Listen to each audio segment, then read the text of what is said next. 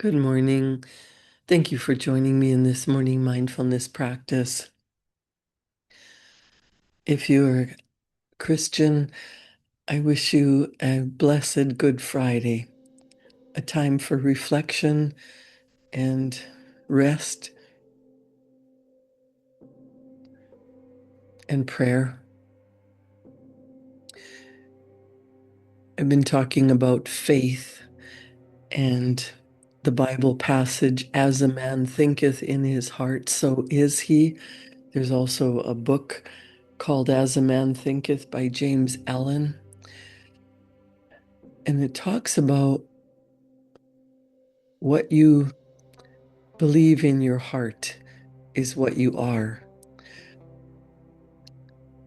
And what we attract into our life doesn't have anything to do with what we want. It has to do with who we are being, what we are practicing, what we are rehearsing in our minds. What comes into our life is what we focus on. What stays in our life is what we focus on, because science would explain that's where our neural pathways have been deepened, what we're focused on. So you might have been focused in the direction of lack and limitation and scarcity. When you start to focus in the other direction, when you start to look at abundance and you want more wealth, more money, more happiness, more of every good, and you're focused on it not being here, you actually experience more lack, more limitation, because you're focused in the direction of where you don't want to go. And that strengthens the neural connections in your brain. It actually creates a bigger lack, more noticeable, I don't have it. It really takes practice to build new neural pathways.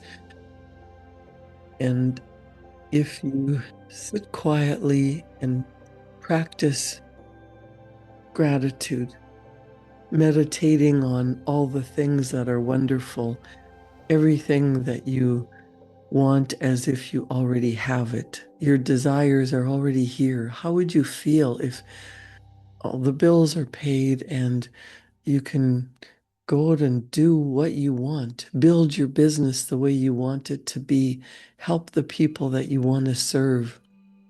What does that mean in your life when that is happening? And enjoy the journey toward that goal.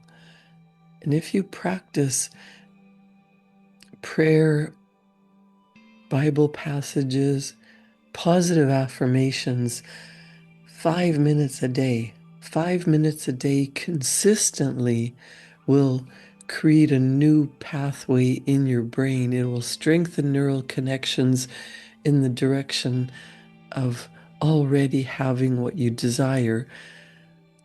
Just like when somebody cuts across your lawn, at first one kid running across the lawn doesn't matter, but pretty soon there is a path beaten right across, and you can see where masses of people have crossed because there is a new path. That's how the neural connections in your brain work. At first, you say something positive, something that you want, something that you would love, and it sounds like a lie. When you're giving thanks for already being abundant and you know you can't pay your bills this month, it feels like a lie. And you have an internal conflict set up. You want to say, well, no, that's not true. But the more you practice that, pretty soon there is a beaten down path, and you realize it does feel like you want for nothing. It does feel like the Lord is my shepherd. There is nothing I shall want. There is nothing I shall lack. Whatever Bible passage speaks to you, or whatever positive affirmation, say that over and over and over. Try it every day for 5 minutes. The consistency will create a new path in your brainwave, in your brain, in your neural pathway, and you will start to notice that in your outside world. You'll start to believe it. You'll start to see evidence of it. And then it becomes true for you. And then the outside world can see it, but not until you believe it. And 5 minutes a day consistently is more important than half an hour once in a while. As a man thinketh in his heart, deeply, regularly, naturally, that's what becomes your life. I want to talk more about faith, and in the little book Your Invisible Power by Genevieve Behrend, she has a chapter called Faith with Works, what it has accomplished.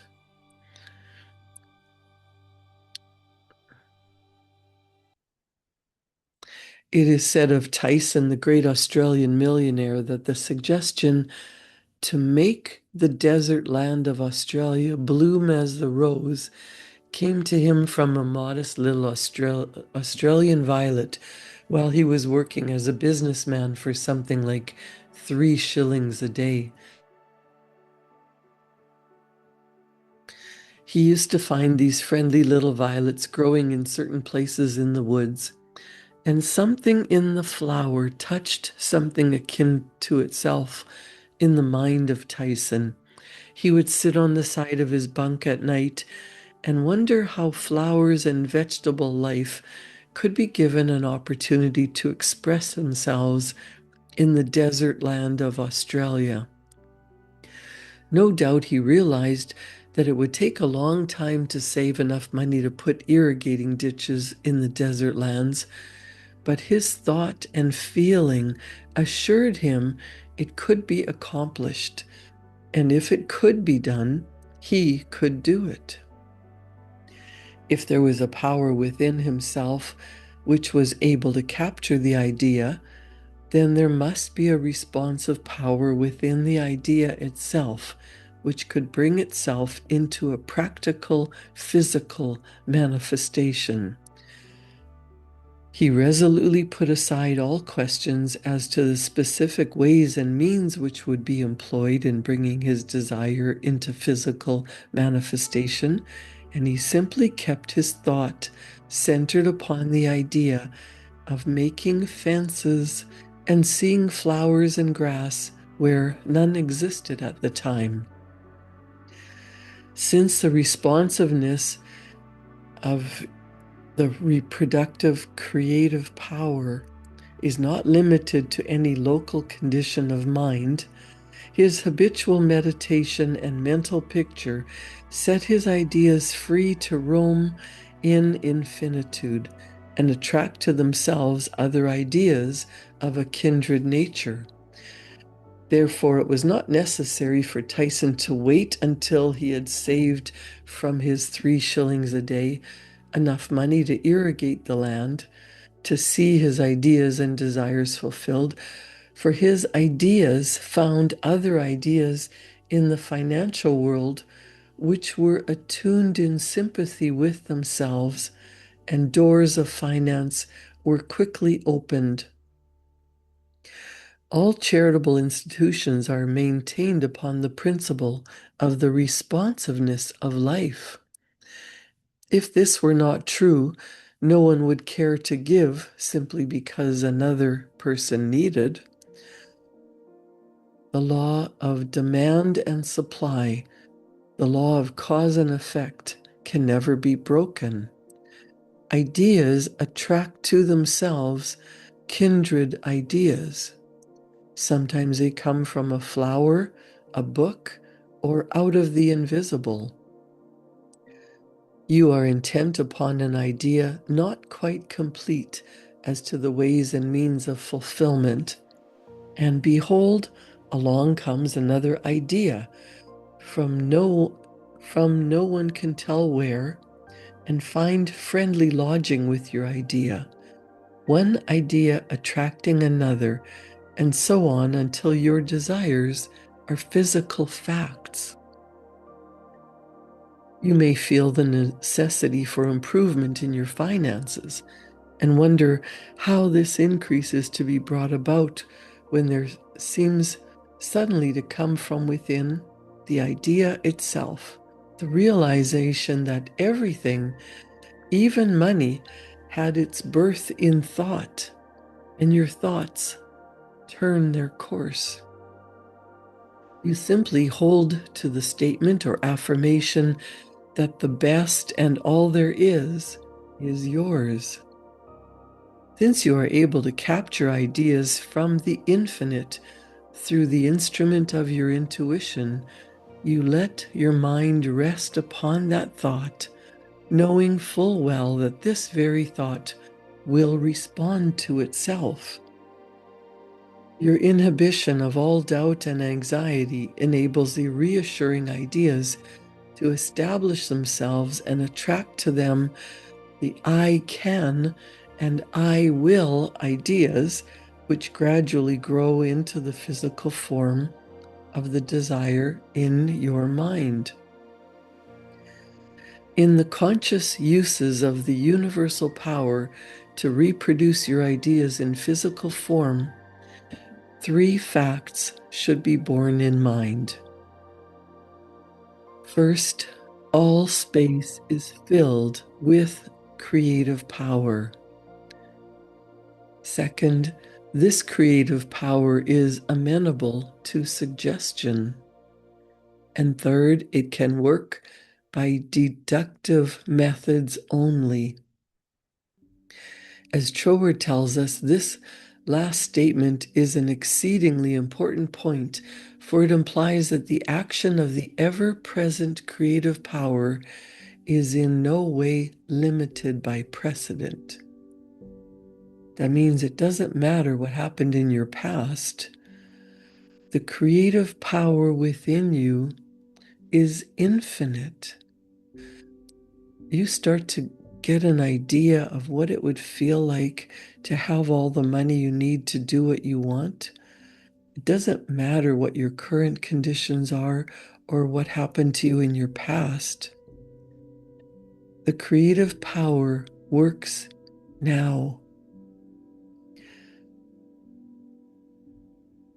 Genevieve Behrend says it works according to the essence of the spirit of the principle. In other words, this universal power takes its creative direction from the word you give it. Once man realizes this great truth, the character with which this sensitive reproductive power is invested becomes the most important of all his considerations. It is the unvarying law of creative life principle that as a man thinketh in his heart, so is he. If you realize the truth that the creative power can be to you only what you feel and think it to be, it is willing and able to meet your demands. Troward said, if you think your thought is powerful, your thought is powerful. As a man thinketh in his heart, so is he, is the law of life. And the creative power can no more change this law than an ordinary mirror can reflect back to you a different image than the object you hold before it. As you think, so you are does not mean as you tell people you think, or as you wish the world would believe to think. It means your innermost thoughts, that place where no one where you know. None can know the Father save the Son, and no one can know the Son but the Father. Only the reproductive creative spirit of life knows what you think until your thoughts become physical facts and manifest themselves in your body, your brain, or your affairs. Then everyone with whom you come in contact may know, because the Father, the intelligent creative energy which heareth in secret your most secret thoughts, rewards you openly, reproduces your thoughts in physical form. As you think, that is what you become, should be kept in the background of your mind constantly. This is watching and praying without ceasing. And when you are not feeling quite up to par physically, pray. And then Genevieve gives us suggestions how to pray or ask, believing you have already received. Scientific thinking, positive thought suggestions for practical application. Try through careful, positive, enthusiastic, but not strenuous thought to realize that the indescribable, invisible substance of life fills all space, that its nature is intelligent, undifferentiated substance. 5 o'clock in the morning is the best time to go into this sort of meditation.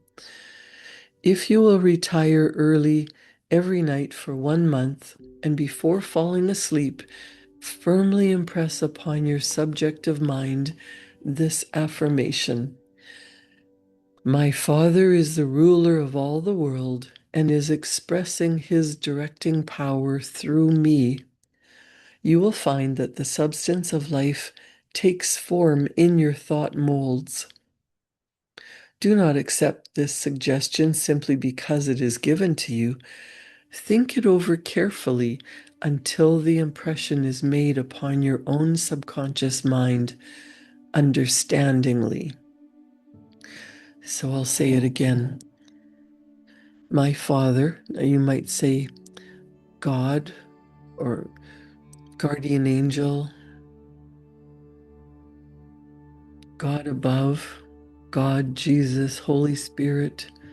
My Father is the ruler of all the world and is expressing his directing power through me. Genevieve says, rise every morning. She suggests 5 o'clock. Sit in a quiet room in a straight back chair and think out the affirmation of the previous evening. This is what you're saying to yourself every night before you go to sleep. And think on it when you wake up in the morning. And you will realize and be able to put into practice your princely power, with the realization, to some extent at least, that your mind really is a center through which all the creative energy and power there is taking form. Scientific prayer, the principle underlying scientific prayer. In prayer for a change in condition, physical, mental, or financial, for yourself or another, bear in mind that the fundamental necessity for the answer to prayer is the understanding of this scientific statement. Ask, believing you have already received, and you shall receive.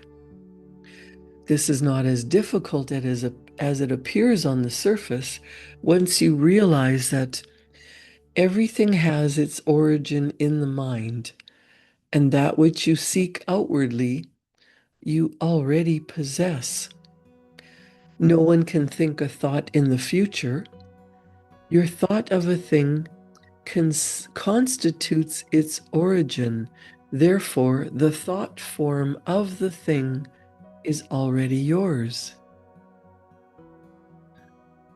The thought form of the thing is already yours. As soon as you think it, your steady recognition of this thought possession causes the thought to concentrate to condense, to project itself, and to assume physical form. Then she says you can get rich through creation. The recognition or conception of new sources of wealth is the loftiest aspiration you can take into your heart, for it assumes and implies the furtherance of all noble aims. And items to remember about prayer for yourself or another. Remember that that which you call prayer or treatment is not in any sense hypnosis. It should never be your endeavor to take possession of another person's mind. Remember that it should never be your intention to make yourself believe that which you know to be untrue. You are simply thinking into God or first cause with the understanding that if a thing is true at all, there is a way in which it is true throughout the universe. Remember that the power of thought works by absolutely scientific principles. These principles are expressed in the language of the statement, "As a man thinketh in his heart, so is he." This statement contains a world of wisdom, but man's steady recognition and careful application of the statement itself is required to bring it into practical use. Remember that the principles involved in being as we think in our heart are elucidated and revealed by the law, "As you sow, so shall you reap." Remember that your freedom to choose just what you will think, just what thought possession you will affirm and claim, constitutes God's gift to you.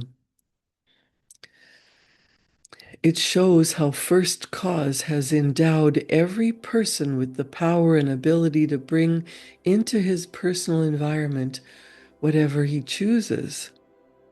Cause and effect in reference to getting. If you plant an acorn, you get an oak. If you sow a grain of corn, you reap a stalk and many kernels of corn. You always get the manifestation of that which you consciously or unconsciously affirm and claim, habitually declare and expect, or in other words, as you sow. Therefore, sow seeds of "I am," "I ought to do," "I can do," "I will do," and realize that because you are, you ought to do. Because you ought to do, you can do. Because you can do, you do. The manifestation of this truth, even in a small degree, gives you the undisputable understanding that dominion is your charter right. You are an heir of First Cause, endowed with all the power he has. God has given you everything. All is yours. And you know that all you have to do is reach out your mental hand and take it. This formula may serve as a pattern to shape your own prayer or affirmation into God for the benefit of yourself or another person. If it's for another, you speak the name of the person you wish to help, and then dismiss their personality from your consciousness. Intensify your thought by meditating on the fact that there is in you which finds the way, which is the truth and is the life. If you are praying for another person to be healthy, you don't see them sick. You see them perfectly restored to health. You are affirming this fact, believing that since you are thinking this, it is already yours. Having lifted up your feeling to the central idea of this meditation, you examine your own consciousness and see if there is anything which is unlike God. If there is any feeling of fear, worry, malice, envy, hatred, or jealousy, turn back in your meditation to cleanse your thought through the affirmation that God's love and purity fills all space, including your heart and soul. Reconcile your thought with the love of God, always remembering that you are made in the image and likeness of love, pure, infinite, divine love. Keep this cleansing thought in mind until you feel that you have freed your consciousness entirely of all thoughts and feelings other than love and unity with all humanity. Then, if denials do not disturb you, deny all that is unlike your desired manifestation. With this accomplished, you almost overlay your denial with the affirmative thought that you are made in the image and likeness of God and already have your desire fulfilled in its original thought form. Everything starts in the thought. And then when you plant it in your heart, the last stage is physical manifestation. Here's a closing prayer. Prayer as a method of thought is a deliberate use of the law, which gives you the power of dominion over everything which tends in any way to hamper your perfect liberty. You have been given life that you may enjoy it more and more fully. The steady recognition of this truth makes you declare yourself a prince of power. You recognize, accept, and use this power as the child of a king, and hence dominion is your birthright. And then when you feel the light of this great truth flooding your consciousness, open the floodgates of your soul in heartfelt praise, because you have the understanding that the Creator and His creation are one. And the Creator is continually creating through His creation. Close your treatment in the happy assurance that the prayer which is fulfilled is not a form of supplication, but a steady, habitual affirming that the Creator of all creation is operating specifically through me. Therefore, the work must be perfectly done. Your mind is a center of divine operation.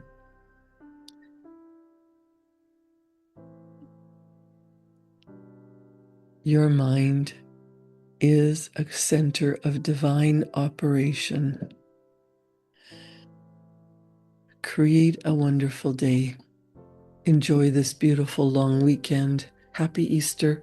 I'll see you back here Monday morning at 7. Thank you.